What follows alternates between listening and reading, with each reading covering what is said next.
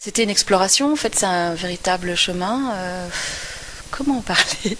Donc une naissance en fait en Savoie, à Chambéry, avec une exploration du théâtre à 3 personnes. On était 3 au départ. C'est le hasard des rencontres ou c'est un rendez-vous?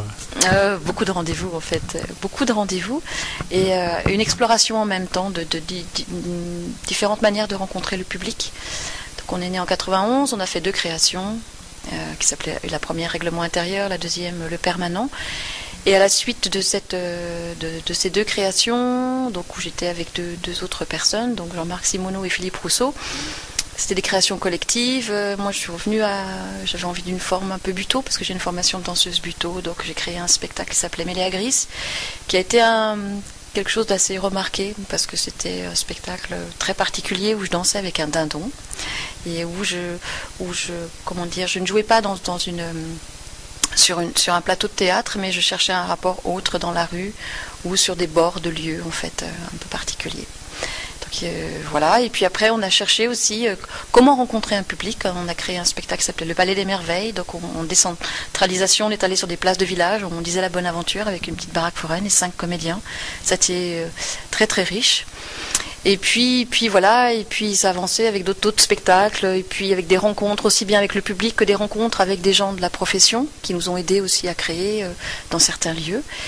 Jusqu'à un moment donné, on va dire un tournant en fait en 2001 où là j'ai eu envie de faire un spectacle en direction du jeune public. Ce spectacle s'appelle Les Yeux de Lilith et à partir de là, j'ai eu envie de m'adresser au jeune public. C'était par rapport à un thème qui traitait de la peur de l'étranger.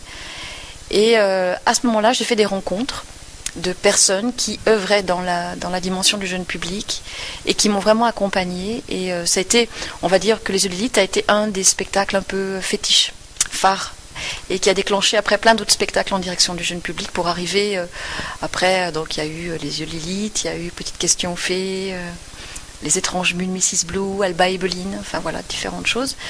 À côté de ça, la compagnie, elle œuvre sur des plateaux de théâtre, mais moi ce qui m'intéresse aussi c'est de travailler sur un territoire. Moi je vis en Savoie, dans l'avant-pays savoyard, et sur des sites qui sont très très beaux. Donc on a aussi créé avec Philippe Rousseau beaucoup de choses par rapport à des lieux et par rapport à des gens. Donc il y a eu un gros événement en fait vers le lac d'Aiguebelette qui s'appelait la Grande Coulimance, qui a marqué aussi le pays.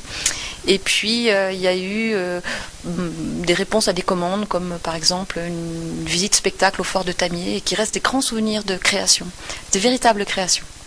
Enfin voilà, et dernièrement, on va dire qu'il y a eu un cheminement qui fait que dans la vie il y a des accidents, et que j'ai perdu mon compagnon et mon compagnon de route des créations, et que j'ai continué d'œuvrer.